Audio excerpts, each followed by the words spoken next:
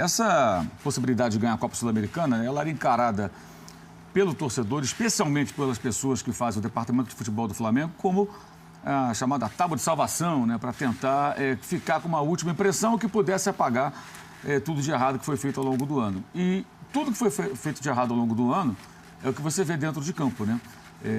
O Flamengo jogou uma partida na semana passada com o mesmo time que tinha jogado 3 dias antes, contra um adversário descansado, porque suou sangue para conseguir uma vaga na Libertadores, apesar da liquidação de vagas, da oferta muito farta da Sul-Americana. Perdeu o jogo de 2-1, né? Até que teve uma partida bem aceitável nas circunstâncias, que poderiam ser melhores se o time tivesse um desempenho melhor.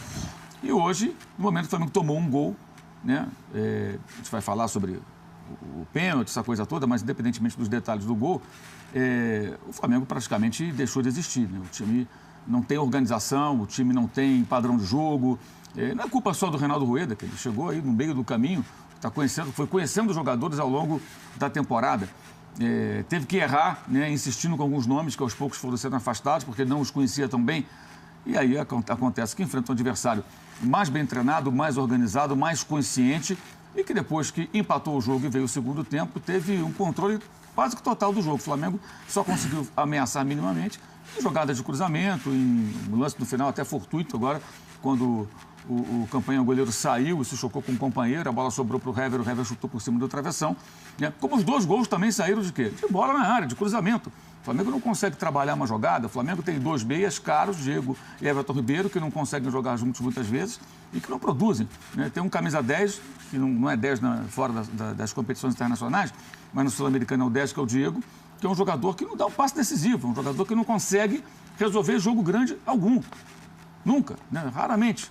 Então, tudo que está acontecendo é reflexo de um ano de uma gestão desastrosa dentro do departamento de futebol. Poderia ganhar mata-mata, acontece qualquer coisa, mas quem venceu a competição foi um time mais organizado, um time que soube se comportar melhor no campo do adversário e também carrega um pouco o Flamengo, uma marca que vai demorar um pouco para se livrar, se é que vai conseguir se livrar dela, que é a fraqueza, a fragilidade em competições internacionais. São muitos fracassos. Só para o Independente é a segunda vez que perde um título em casa. Perdeu em 95 e perdeu hoje. Muitas semelhanças, né? Faltou um gol para levar para a prorrogação, invasão no Maracanã, como houve em 95, muitas semelhanças. Grandes jogadores, tinha Romário naquela época e tudo mais, fez até o gol único do jogo.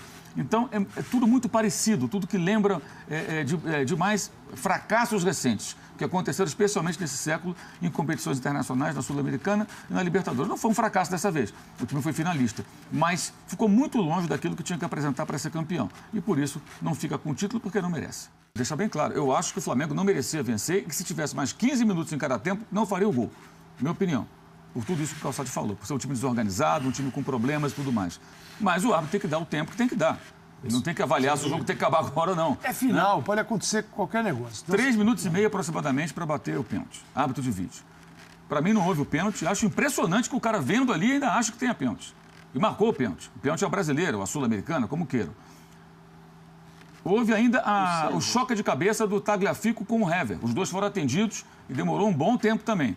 Só aí você tem uns 5 minutos mais ou menos, ou 6 talvez, fora as interrupções normais do jogo. E o César, né?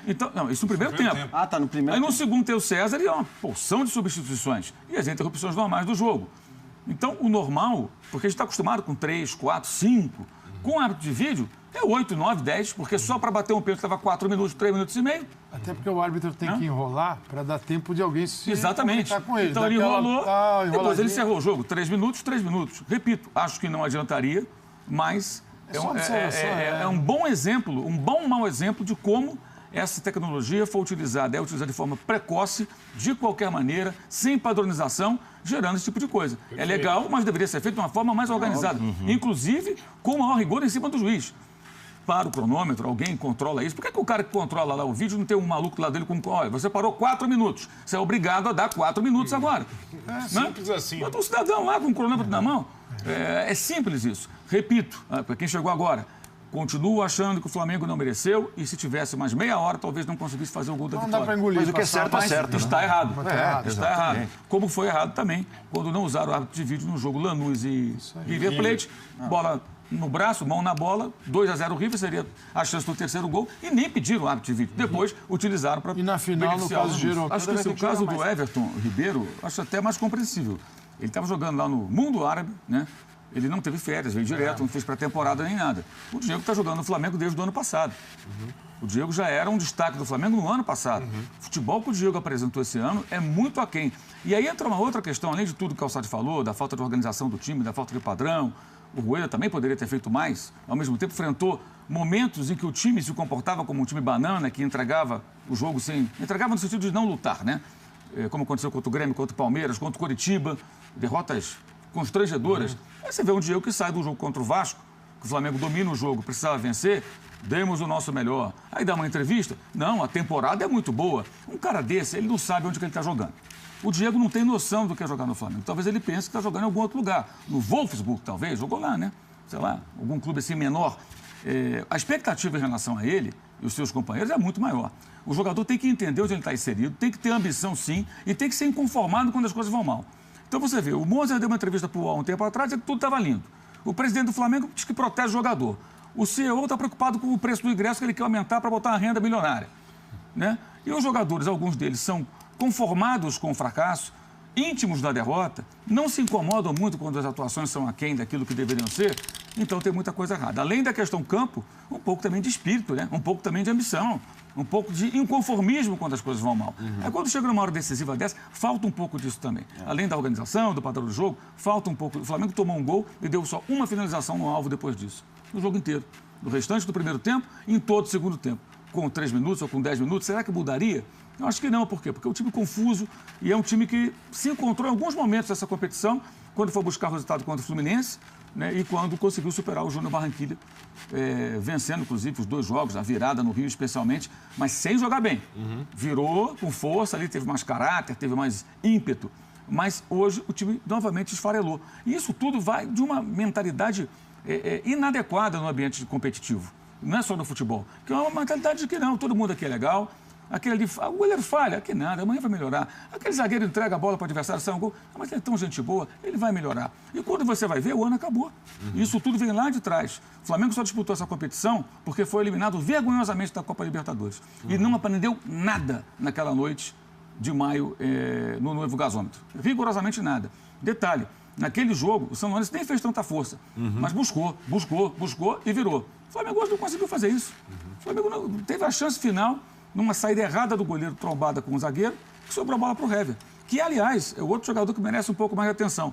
Muito elogiado porque faz gols. O que o Hever fez hoje, o que o Juan livrou a cara dele, foi um absurdo. O Juan fez um gol, né? O Hever sai jogando, ainda nem metade do segundo tempo, na altura do meio-campo, tenta um drible, perde a bola, o Independente vai dentro do gol e o Juan conseguiu tirar a bola praticamente em cima da linha. Se tomou gol ali, evidentemente, não conseguiu fazer nenhum segundo gol, ia fazer dois, não ia fazer. Ela quer para o brejo e tudo começa. E ele ficou reclamando ainda com o juiz. De uma suposta falta. Quando você vê o Paquetá se jogando e reclamando, até eu, o Calçado, comentávamos isso durante o jogo na redação, ele ainda é garoto, ainda vai aprender, ou deve aprender, né? Não adianta ficar se jogando, já ficou manjado, o árbitro não vai dar nada, mesmo que seja pena, não vai dar, né? Mas o Hever já levantou uma Copa Libertadores, gente. Ele sabe que competição é essa que ele está jogando, ele sabe que adversário é esse. E é um jogador que cometeu muitas falhas assim ao longo do ano. Mas ele faz gols. E aqui no Brasil, o zagueiro que faz gols, ele não tem defeito. Né? Ele é ótimo zagueiro. A gente enxerga tudo meio que distorcido, como é o caso do Diego. Né? Boa pinta, currículo bom, fala legal, bem articuladinho nas entrevistas, mas bola. Não tem bola. Não apresenta. Já teve um dia, esse ano não teve. Como muito atacante pouco. Que só marca também. E aí, que não faz gol, que não resolve.